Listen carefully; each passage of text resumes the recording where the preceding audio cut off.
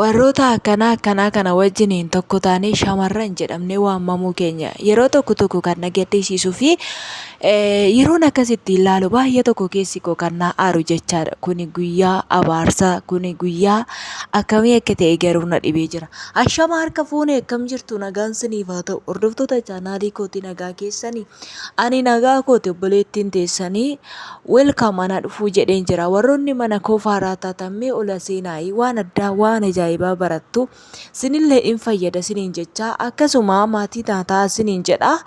Laayik sheer godhaa kottaamee waan ajaa'ibaa tokko viidiyoo ajaa'ibaa tokko kaleessa galgala mana ganniitti waan ta'e tokko jecha. Safuu shamarran keenya shamarreen tokko Dubaay keessatti dhiira tokko wajjiniin shamarreen tokko mana tokko keessa sagaagalummaa kan hojjetan jechaadha. Akka walimatan ijool isa iyyuu naffarani. Maalin jedha bara akkamii keessa akka jirru barkan na dhibu. Mee viidiyoo isaan sin dhaggeeffachiisee itti deebina. Afur isaan mana maadaamiti isaan nu baasee maallaqa keenya nurraa nyaate jedhan. Haaya maallaqa akka seerasitti irraa fuuna. Viidiyoo asirra deemuu jira. TikTok kanarra viidiyoo deemuu jira. Viidiyoo maaltu deemaa jira? Suuraawwan asirra argitu kana mucaan kun yoo maybe miira jaalalaa keessallee galanii ta'ee hin beeku. Dubartii lama hedduu ciisee gama gana galabbaxamee wanti ijoo viidiyoo jira. Viidiyoon kun eessaa dhufe jennee qoranne nuti. Mana caalsatti kaleessa irra bullee jechuudha.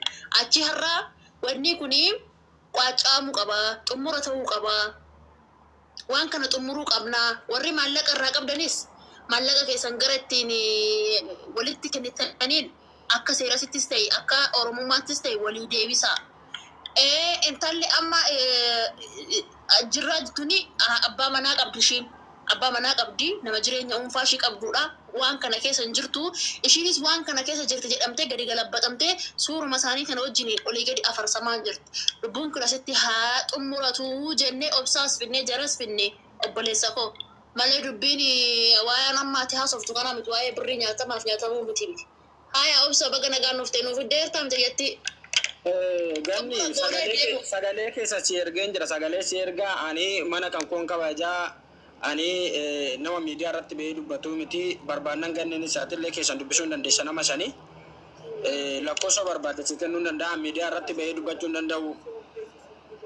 Harka dhibba keessaa harka dhibba abbaan barbaade keessan dubbisuu danda'a jettee miceettiin immoo amma isaa wajjin akkana godhan kuni lakkoofsa dawaleen ture lakkoofsa ishiin hojjetu ani akka nama kamitti sibira irratti kan nyaan jiran kan lakkoofsa ishiin kennuu danda'a dawaluu dandeessuu hin hojjetu dhaggeeffadhu. Hin hojjetu micooni ishidha isaan walii akka walii galan sagalee naa qabillee jechaan ture. Ibaana maallaqa sirraa qabdi ibaana irraa mala jira. Nama biraattis barbaadan. Waa'ee galaana dhiisi dhaggeeffadhu obsaa waraanaan isin jechaa jiru dhaggeeffadhu. Intalli Ibaana jedhamtu tuni chiikii kee turte fiqiranya kee turte saanana. Impeku viidiyoon akka akkana baatu wayin dammoo. Ganni. Waa'ee galaana buliiti qabadhu. Meewwamsi ganni dubbiin amma dubbiin ijaarsi gurra qabaachuu qaba. Laal mucaan kan jechaa jiru akka Oromootti yoo haasofna ta'e mucaan kun seera dubbachaa jira. Yoo lookeeshinii ergee sagalee kiyya jiraatee gaafa nan itti ergu gaafa kootuu narraa fudhadhu jettu yoo mana tokko wajjin jira obboleessaati gurri sin akka galoo. Sagaleen kenna fudhate isaa maalni dhaggeeffadhu ijoolleen tuni afranuu galoo sagaleen kenna fudhate. Ijoolleen tun afranuu mana ijaarsa tokko wajjin jiran jarri afranuu mana ijaarsa tokko jiran Oromoo dhaggeeffadhaa. Jarri afranuu mana tokko jiran. Baase jarri afranuu kabaase immoo obsaan nu baasee isin jechaa jiran obboleessitu isaan nu baase lubbuunis isaan mana maadaamitii na baase jette intalli lubbuu jedhamtu kan viidiyoo kee maxxansaa jirtu kan suuraa kee maxxansaa jirtu isaan na baase mana maadaamii kootitii jette intalli Ivaanatis isaan na baase mana maadaamii kootitii jette intalli immoo qabsooftuunis isaan na baase mana maadaamii kootitii jette isaan nu baase. Hunduma kana yoo na baase lakkoofsa sana kan laal. Isaan nu baase jechaa jiran jarri sadeen oftaan nu baase jechaa jiran. Namni haasa'u malee waan nama tokko hin baasu miti. Namni haasa'u malee nama tokko hin baasu miti. Waan jedheeni ittiin baasisan wayi sagalee akkanatti haa baasan yookiin immoo gizeen gazaba harkaa fuudhisan sagalee sanis akkanatti haa baasan dhaggeeffadhaa kanaan booda dhiibbaa biraa hin deemina. Sitta haasa'aa jira akka kabajaatitti ganni ati hangafa koodaa sitti kabajee seenuu baasee jira iddoo kanarra. Ganni. Yookiin wanta xiqqaan kana akkanaa baasan. Dhaabu obsa nuti dubbatama isin dhaggeeffachaa jirra. Dhugaan ilma waaqaati. Waan dhageenye lammaa keessaa nama afurii himachaa jira. Nama afuran keessaa dhaabbadhu nama afuran keessaa ragaa takka barbaadna haa ilaamaa. Ani waan baay'eellee irratti haasa'uun barbaadu viidiyoo kanarratti waan an taazzabe tokko keessaa maal inni seetan shamarran keenya jechaadha. Shamarran keenya baay'een taazzabe. Namni akkamittiin mana tokko keessatti ijaazaa dhiira takkaaf durba afur ta'anii bu'u. Maal jechuudha? Maali kun ijoollee habaarsa mana ga'u wanti fokkisaan mana ga'u jechaadha. Kuni habaarsa zinaan dalagu maal isinidha. Yoommoo amma fakkeenyaaf mucaan kun dubartoota kana arfa wajjiniin bulee arfa isaanii otoo ulfeesse maal jedha itti matu hanganaamoo miidiyaa tiiktook irratti bahanii tole matanoo mucaas baasanii ana situ mana madaamii kiyyaa na baase ana si mana madaamii kiyyaa na baase gottotessi baase. Ijoolleen keenya siruma saalfannaa wallaaltan qaanfannaallee wallaaltan jechaadha. Ijoollee shamarran safuu beekti bar akkuma argite naasoftu akkuma argite bakka waanuma argite hin jettu. Isa iyyuu viidiyoo waraabbatan jechaadha. Viidiyoo waraabee hookamidha ka. Ijoollee shamarranii kana ta'uu immoo laal viidiyoo waraabee otoo inni hojiin ciisu viidiyoo waraabanii viidiyoo sana immoo inni akkana garagaree dubartii wajjiniin ciisu isaa wajjiniin ciisu waraaban isa immoo miidiyaa tiiktook irratti nu darbatu.